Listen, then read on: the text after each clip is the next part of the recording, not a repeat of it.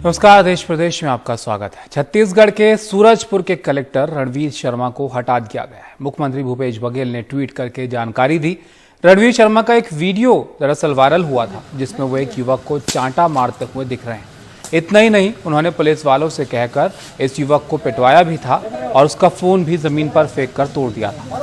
युवक का कहना था कि लॉकडाउन के दौरान वो दवा लेने घर से निकला था। वीडियो में देखा जा सकता है कि लड़का दवा का पर्चा भी दिखाता रहा, लेकिन उसकी एक बात नहीं सुनी गई।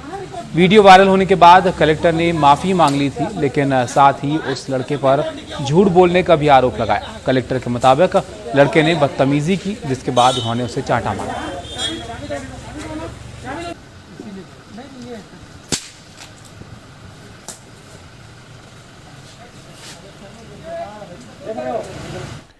इस घटना पर छत्तीसगढ़ के मुख्यमंत्री भूपेश बघेल ने ट्वीट किया है और जिसमें उन्होंने लिखा है कि कलेक्टर को हटाने के निर्देश की जानकारी उन्होंने दी है। जिसमें उन्होंने लिखा, सोशल मीडिया के माध्यम से सूरजपुर कलेक्टर रणवीर शर्मा द्वारा एक नव युवक से दुर्व्यवहार का मामला मेरे संज्ञान में आया है। ये बहुत दुखद और निंदनीय है। छत्तीसगढ़ में इस तरह का कोई कृत्य कतई बर्दाश्त नहीं किया जाएगा। कलेक्टर रणवीर शर्मा को तत्काल प्रभाव से हटाने के निर्देश दिए हैं। मैं मेडिकल स्टोर गया था, तो वहाँ पर मैं मेडिकल लिया तो कलेक्टर अंकल साहब आ गए, तो बोले कि क्या कर रहे हो। मैं बोला कि अंकल दवाई लेने आया हूँ। तो उतना ही मैं अपने गार्ड को बोले कि डंडा निकालो। डंडा निकालने के बाद एक डंडा यहाँ पर मारे जमीन पे, पैर पे। अभी क्या स्थिति है? अभी दर्द दे रहा है और कट गया है। क्या लगता है ये नाइस है? लगता है कि ऐसा होना चाहिए? नहीं होना चाहिए। इसकी शिकायत कहीं की आप? नहीं। क्या लगेगा, शिकायत करना चाहिए आपको? हाँ। कहाँ करेंगे शिकायत? अधिकारी को, किसी को। मेरा और हमारे पूरे सरकारी अमले का, जिला सूरजपुर के ही नहीं पूरे छत्तीसगढ़ के सरकारी अमले का ये प्रयास रहा है कि हम लोगों को इस आपदा से बचाएं।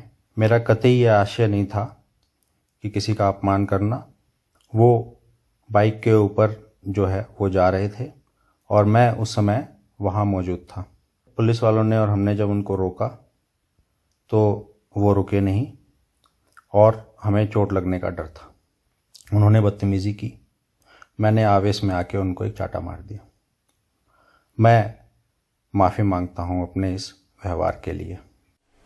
कृषि कानूनों के खिलाफ दिल्ली के बॉर्डर पर जारी किसानों के आंदोलन को 26 मई को 6 महीने हो जाएंगे। इस मौके पर बड़ी संख्या में किसान फिर से दिल्ली की सीमाओं पर जुटने वाले हैं। आज करनाल के बस्ताड़ा टोल प्लाजा पर करीब 2000 गाड़ियों के काफिले के साथ किसान जुटे हैं। भारतीय किसान यूनियन के नेता गुरनाम सिंह भी इनके साथ हैं। ये सभी यहां से दिल्ली की ओर जाएंगे। ये किसान हरियाणा और पंजाब के अलग अलग इलाकों से आए हैं। ये सभी एक हफ्ते तक दिल्ली में ही रहेंगे।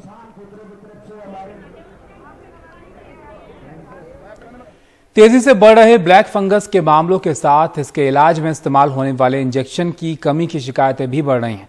शनिवार को इंदौर के महात्मा गांधी मेडिकल कॉलेज के बाहर ब्लैक फंगस के मरीजों के परिजनों ने हंगामा कर दिया। उनका कहना था कि उनके मरीज अस्पतालों में भर्ती हैं, लेकिन उन्हें ब्लैक फंगस के लिए एम्फोटेरेसिन इंजेक्शन नहीं मिल पा रहा है। घटना की जानकारी मिलने पर मौके पर पुलिस फोर्स और प्रशासनिक अधिकारी भी पहुंचे और लोगों को समझाने का प्रयास किया। एमजीएम कॉलेज के डीन डॉक्टर संजय दीक्षित के मुताबिक शासन ने सरकारी अस्पतालों के लिए 500 एम्फोटेरेसिन वायल्स दिए थे जो मरीजों को दिए जा रहे हैं, लेकिन ये सीमित मात्रा है क्योंकि एक मरीज को रोजाना 5 इंजेक्शन लगते हैं।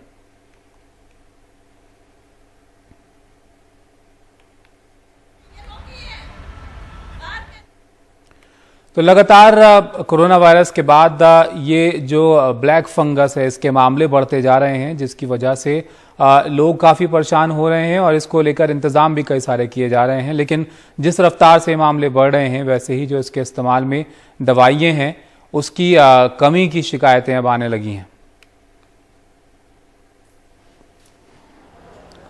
कोरोना वायरस की संभावित तीसरी लहर की रोकथाम के लिए सागर जिले में भी तैयारियां शुरू हो गई हैं। सागर जिले का पहला चिल्ड्रन कोविड सेंटर गड़ाकोटा में बनाया गया है। कोरोना की तीसरी लहर आने पर छोटे बच्चों के ज्यादा प्रभावित होने की आशंका जताई गई है। डॉक्टरों की सलाह और सुझावों के बीच लोक निर्माण विभाग के मंत्री गोपाल भार्गव ने अपने विधानसभा क्षेत्र गड़ाकोटा में पहला चिल्ड्रन कोविड सेंटर तैयार करा लिया है। चिल्ड्रन कोविड सेंटर में 10 बेड तैयार किए गए हैं। इसमें इलाज के साथ ही बच्चों के मनोरंजन का भी इंतजाम किया गया है।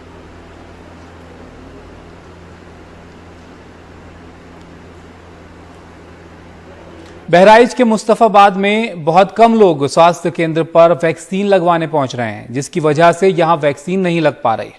स्वास्थ्य कर्मचारियों का कहना है कि एक पैक में 10 डोज होती हैं, 1 या 2 लोगों को वैक्सीन देंगे तो बची हुई डोज खराब हो जाएंगी, इसलिए कम से कम 8-9 लोग होने चाहिए। लेकिन हालात ये हैं कि इतने लोग भी इकट्ठे नहीं हो पा रहे हैं।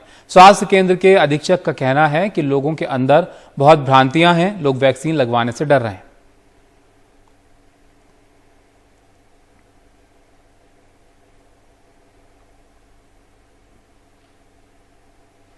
असम के चाय बागान में तमाम कोशिशों के बाद भी कोरोना का संक्रमण बढ़ता जा रहा है। 18,000 से ज्यादा कोरोना संक्रमितों के आंकड़े अब तक सामने आ चुके हैं, जिनमें से कम 12 लोगों की जान जा चुकी है।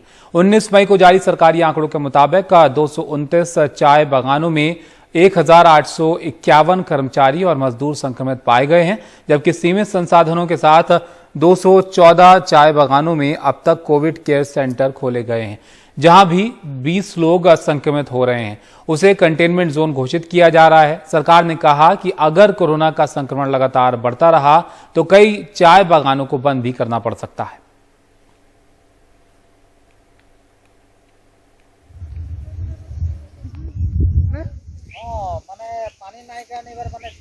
तो 2020 में चाय बागान पे ये कोरोना इतना फैला नहीं था, लेकिन इस बार का जो संक्रामक है वो काफ़ी चाय बागान पे ऑलरेडी फैल चुका है। सारी बागान की निरीक्षण हम लोग कर रहे हैं, हमारा डिपार्टमेंट कर रहा है, स्वास्थ्य विभाग ने कर रखा है। और जहाँ भी पॉजिटिव मिला जा रहा है उन्हें हम बागान पे अपना घर पे होम क्वारंटाइन करने नहीं दे रहे हैं, क्योंकि बागान की लाइन पे ये सुविधा है नहीं। और जैसे कि आपको मालूम है चाय बागान में वर्कर अभी भी काम कर रहे हैं, और ज़्यादा से ज़्यादा अगर कोई बागान में फैल जाता है तो ज़रूर उस बागान का काम भी बंद करने के लिए हम लोग मजबूर होना पड़ेगा। मेरे को लगता है in future it will take a serious turn, but government of Assam is taking too much of initiative and हम लोग उसको बंद भी कर रहे हैं। लेकिन इसको कुछ वेनरेबल सेक्शन से उसमें हम लोग पकड़ता है, इसको बहुत टेंशन है। इसीलिए गवर्नमेंट का जो प्रयास रहा है, एक अलग सा SOP जारी किया गया। लाइन ऑफ कंट्रोल के पास उन इलाकों में भी टीकाकरण का काम जारी है जहां इंटरनेट की पहुंच नहीं है। इस वजह से घर जाकर टीका लगाया जा रहा है, लेकिन बड़ी संख्या में बड़ी समस्या ये आ रही है कि घाटी में कई जगहों पर टीके की कमी है। इस वजह से अभियान धीमा पड़ गया है। Jammu Kashmir line of control के नजदीक वाले गांव में घर घर जाकर टीके लगाए जा रहे हैं। पहाड़ों में चढ़कर बोनियार ब्लॉक के टीका लगाने वालों ने 45 साल से ज्यादा उम्र के लगभग 100% लोगों को वैक्सीन दे दी है। LOC के नजदीक वाले ज्यादातर गांव में ना तो इंटरनेट की पहुंच है और ना ही यहां ऑनलाइन रजिस्ट्रेशन मुमकिन है। Population is more than 80,000 in block. Boniyar की आबादी 80,000 से ज्यादा है, जो पहाड़ी इलाके पर बिखरी हुई है। मुश्किल इलाका है जो ज्यादातर लाइन ऑफ कंट्रोल से लगा हुआ है। 60% क्षेत्र में इंटरनेट तक नहीं है। इन मुश्किलों को देखते हुए हमने घर घर जाकर टीके लगाए। उमर, शकील और इशफाक मिलकर 10,000 से ज्यादा वैक्सीन की डोज लगा चुके हैं। मैंने अभी तक 4,000 वैक्सीन किए हैं। कैसे कर रहे हैं? हर दिन जाते हैं? जी सर, हर दिन हमारी टीम निकलती है बोनियार से, 2 टीमें निकलती हैं।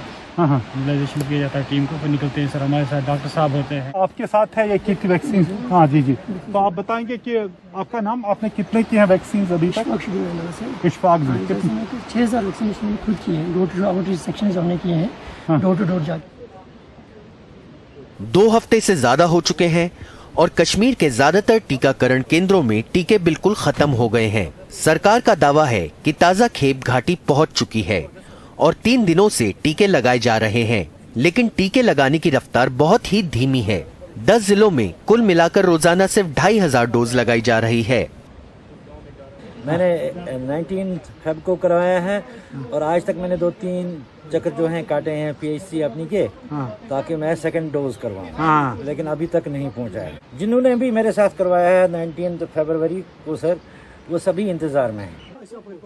कश्मीर में वैक्सीन की आपूर्ति धीमी है, जिससे जो लोग टीके के लिए योग्य हैं उनमें भी हिचकिचाहट आ गई है। वैक्सीन की कमी से उन लोगों के काम को भी सराहा नहीं जा रहा जिन्होंने सरहदी इलाकों में मीलों चलकर कोविड के खिलाफ जंग जारी रखी। बोनियार से नजीर मसूदी की report, NDTV India.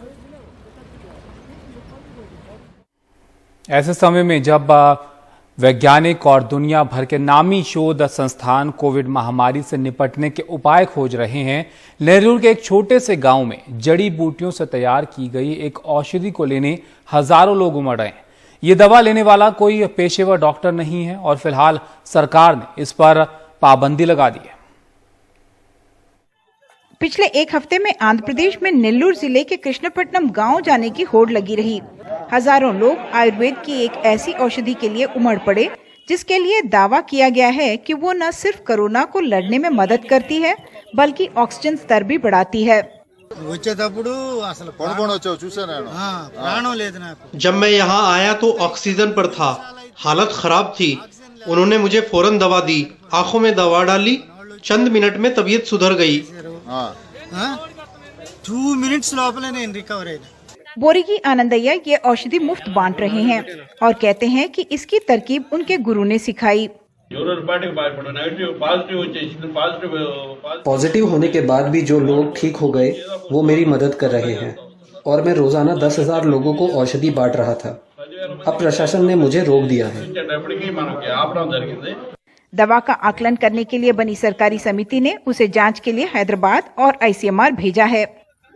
He can commence the distribution of the medicine. आकलन और इजाजत के बाद इसे बांटा जा सकता है।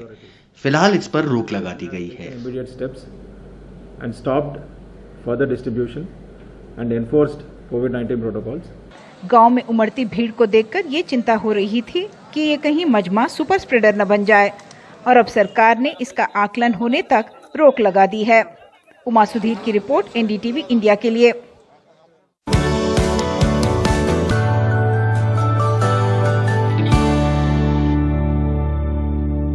अब खबर उत्तर प्रदेश से। यूपी के उन्नाव में सब्जी विक्रेता की पुलिस पिटाई और मौत के मामले में आरोपी होमगार्ड जवान सत्यप्रकाश को गिरफ्तार कर लिया गया है। इस मामले में सत्यप्रकाश के साथ सिपाही विजय चौधरी, सिपाही सीमावत के खिलाफ हत्या का मुकदमा दर्ज किया गया है। दूसरे दोनों आरोपियों की तलाश जारी है। मामले की जांच क्राइम ब्रांच को सौंपी गई है।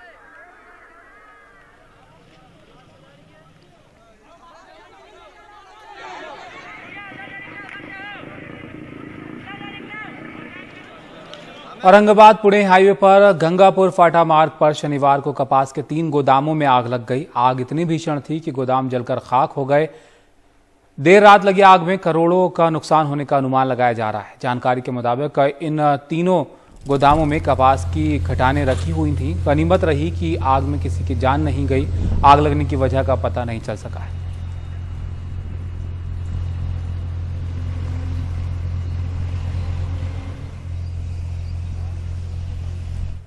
महामारी के इस मुश्किल दौर में लोगों को संदेश देने के लिए पंचकुला में सड़क किनारे घरों पर खेल से जुड़ी हस्तियों की पेंटिंग बनाई जाएंगी।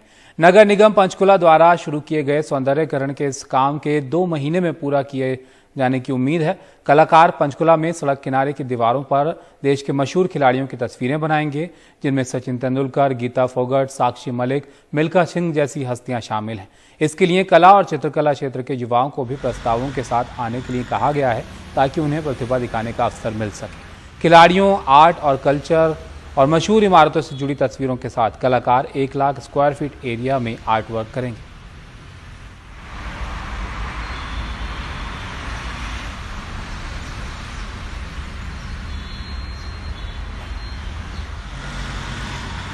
मुजफ्फरपुर की मशहूर शाही लीची की बिक्री अब जीआई टैग के साथ की जाएगी।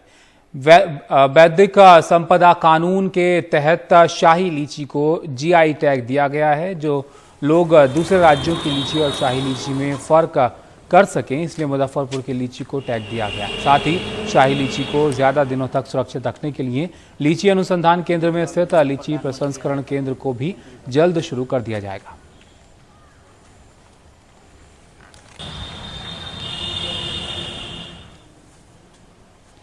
योग गुरु रामदेव के एलोपैथी वाले बयान पर इंडियन मेडिकल एसोसिएशन ने नाराजगी जाहिर करते हुए इन्हें नोटिस भेजकर कार्रवाई करने की मांग की है।